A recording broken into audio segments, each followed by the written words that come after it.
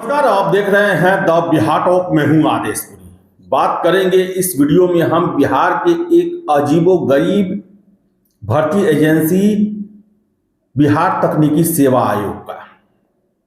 अजीबोगरीब क्यों? क्योंकि हर एक परीक्षा की भर्ती को आप देख लें, जैसे जैसे भर्ती के पैमाने आजमाए जाते हैं और कैसे एक भर्ती में कोई और नियम, दूसरे भर्ती में कोई और नियम और राज्य में कोई और नियम। ये महारत करने का अधिकार सिर्फ बीटीएससी को है और 2014 में सरकार ने इस आयोग का गठन इस नाते किया क्योंकि तकनीकी सेवाओं के लिए हमको कर्मी जल्द से जल्द मिल पाएंगे। एग्जाम नहीं होता है इस आयोग में, केवल आपके एक्सपीरियंस, आपके जो डिग्री है उसके आधार पर आपका चयन किया जाता है और अजीबोगरीब चयन की प्रक्रिया है। अब बात करेंगे हम डेंटल सेवा के लिए जो दंत चिकित्सक होते हैं उनकी बहाली को लेकर। हमने आज से 6 महीने पहले जब ये नोटिफिकेशन आया था 20/2025, जिसमें 808 दंत चिकित्सकों का परमानेंट बहाली होने वाला है, हो चुका, उसका रिजल्ट भी आ चुका। लेकिन जब नोटिफिकेशन आया था उस समय ही छात्रों के द्वारा इसका काफी तीव्र विरोध किया गया था क्योंकि इसके उपबंध ऐसे थे। अब देखिए कि जहां नीतीश कुमार अभी बिहार में डोमिसाइल लागू करने की प्रक्रिया में आगे बढ़ रहे हैं, शिक्षक बहाली में 85% डोमिसाइल दे दिया गया। जो महिला आरक्षण मिलता है उसमें यह निश्चित कर दिया गया कि बिहार की निवासी महिलाओं को ही वो आरक्षण का लाभ मिलेगा। वैसे में ये बिहार तकनीकी सेवा आयोग जो बिहार में दंत चिकित्सकों की भर्ती हो रही है उसमें आरक्षण का ऐसा फॉर्मूला अपनाया है जिसमें अगर कोई पंजाब का, हरियाणा का, यूपी का, राजस्थान का, छत्तीसगढ़ कहीं का छात्र या छात्रा बिहार के किसी डेंटल कॉलेज से बीडीएस की डिग्री लेते हैं तो उनके लिए 50% सीट जो है रिजर्व रहेगा। और अगर बिहार का कोई छात्र देश के विख्यात किसी बड़े विश्वविद्यालय में जाकर बीडीएस की डिग्री लेता है तो वो 50% सीटों से हाथ धो बैठेगा। ये अजीब नियम, मेरे ख्याल से देश में किसी राज्य में ऐसा अजीब नियम नहीं बनाया गया होगा जो अजीब नियम इस बीटीएससी के द्वारा बनाया गया है। बहुत सारे छात्रों का जो है वो नाराजगी है और ऐसा रहता कि बिहार में बहुत ज्यादा बीडीएस के कॉलेज हैं तो हम मानते। अब देख ले, बिहार में सरकारी क्षेत्र में 2 ही बीडीएस के कॉलेज हैं और एक का अभी सेशन भी पूरा पहला नहीं हुआ है। नालंदा मेडिकल कॉलेज जो है डेंटल कॉलेज, उसका तो अभी बीडीएस का एक लॉट भी नहीं निकला है। इसके अलावा 2 ही मात्र प्राइवेट जो है वो दंत चिकित्सालय है, यानी कि 3 जो है वो डेंटल जो एजुकेशन होता है उससे संबंधित पढ़ाई के 3 ही यहां पर कॉलेज हैं और 50% आपने सीटों को उनके लिए आरक्षित रख दिया है और इनमें एडमिशन जो है वो नीट के तहत भी होता है। बाहर के भी छात्र बड़ी संख्या में आके यहां से डेंटल करते हैं और उनको आप 50% आरक्षण दे रहे हैं। और अब रिजल्ट आया, जैसा इतिहास है बीडीएससी का कि हर एक रिजल्ट के बाद मामला को हाई कोर्ट जाना ही है, फटकार लगना ही है। उस परंपरा को चालू रखते हुए इन्होंने वैसा रिजल्ट दिया और छात्र बहुत आरोप लगा रहे हैं।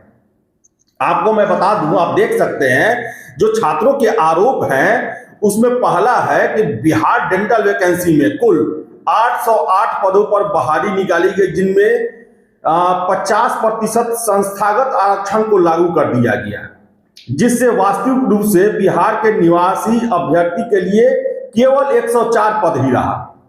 दूसरा है कि विज्ञापन में स्पष्ट रूप से उल्लेख था कि संस्थागत आरक्षण केवल आरक्षित वर्ग के जो है उन्हीं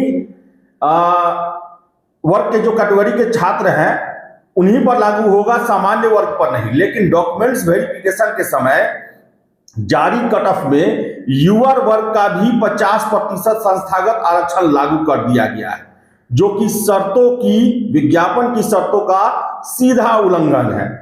तीसरा है, इसमें महत्वपूर्ण पॉइंट है कि इस नियम के कारण उत्तर प्रदेश, आपको बता दें, जो पश्चिम बंगाल, दिल्ली आदि राज्यों के छात्र जिन्होंने बिहार के डेंटल कॉलेजों से बीडीएस किया है, उन्हें भी 50% संस्थागत आरक्षण का लाभ दे दिया गया, जबकि वे बिहार के निवासी नहीं हैं।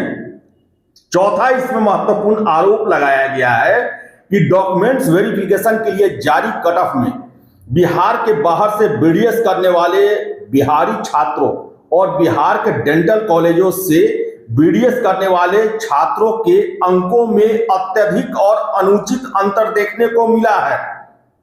पांचवा, महिला आरक्षण का भी समुचित पालन नहीं किया गया। सीटों का आवंटन गोलमोल और अस्पष्ट तरीके से केवल बिहार बीडीएस और आउटसाइड बीडीएस के नाम पर किया गया है, जिससे पात्र महिला अभ्यर्थियों के साथ अन्याय हुआ है। छठा है, यह उल्लेखनीय है कि ऐसी संस्थागत आरक्षण नियम देश के किसी अन्य राज्य में लागू नहीं है, जिससे स्पष्ट होता है कि बिहार में नियमों की मनमानी व्याख्या की जा रही है। सातवां, बिहार में वर्तमान में केवल एक सरकारी डेंटल कॉलेज और 3 प्राइवेट डेंटल कॉलेज हैं। नालंदा डेंटल कॉलेज से अभी तक एक भी बैच पास आउट नहीं हुआ। इसके बावजूद संस्थागत आरक्षण लागू कर देना पूरी तरह से अनुचित है। आठवां, इस पूरी प्रक्रिया से बिहार के उन छात्रों के साथ घोर अन्याय हो रहा है जिन्होंने बिहार से बाहर प्रतिष्ठित और अच्छे मेडिकल डेंटल कॉलेजों से पढ़ाई कर नीट के माध्यम से चयन प्राप्त किया है। नौवां है, यदि यह नियम लागू रहा तो बिहार के योग्य और मेधावी छात्रों को अपने ही राज्य में कभी नौकरी मिलने की संभावना समाप्त हो जाएगी, जो भविष्य के लिए अत्यंत चिंताजनक है। और छात्रों की मांग है कि हम मांग करते हैं कि बिहार डेंटल वैकेंसी में लागू किए गए 50% संस्थागत आरक्षण नियम को तत्काल समीक्षा की जाए, विज्ञापन में दी गई शर्तों के अनुसार ही बहाली की प्रक्रिया पूरी की जाए तथा बिहार के निवासियों के साथ हो रहे इस अन्याय को तुरंत समाप्त किया जाए। तो आप समझ सकते हैं कि ये है बीडीएससी, बिहार टेक्निकल सर्विस कमीशन। पूरा टेक्निकल ही इनका गड़बड़ है। ऐसे नियम कानून अपनाए जाते हैं जो कि राज्य के आरक्षण पॉलिसी के ही खिलाफ है। नीतीश कुमार बिहार में डोमिसाइल शिक्षक भर्ती में लागू किए हैं और हो सकता है कि ये आगे सभी भर्तियों में भी लागू किया जाए। महिला आरक्षण दिए हैं बिहार की महिलाओं को लिए ही, लेकिन ये बीडीएस में ये कैसा अन्याय और ये कैसा नियम है कि आप बिहार के कॉलेज से करिएगा तो आपके लिए 50% सीट रिजर्व रहेगा। ये कहां से न्याय संगत है? क्या ये अन्य भर्तियों में होता है कि आप बिहार से ग्रेजुएशन करेंगे या फिर जो योग्यता निर्धारित की गई है तो आपको ज्यादा वेटेज मिलेगा? कौन नहीं जानता कि हर एक छात्र नीट परीक्षा निकालना चाहता है, ऑल इंडिया लेवल के एग्जाम को पास करना चाहता है, देश के प्रतिष्ठित कॉलेजों में, विश्वविद्यालयों में पढ़ना चाहता है। वैसे छात्रों को आप हतोत्साह कर रहे हैं। आगे जो डेंटल की पढ़ाई करना चाहेंगे, क्या आप चाहते हैं कि वो बाहर ना जाए, देश के प्रतिष्ठित मेडिकल कॉलेजों में उनका एडमिशन हो, वहां न ले, वो यही बिहार के 3-4 कॉलेजों को भरोसे बैठे रहे? कौन सा नियम है आखिर ये? कैसा नियम, कहां से नियम, कौन ये नियम बनाते हैं ऐसे?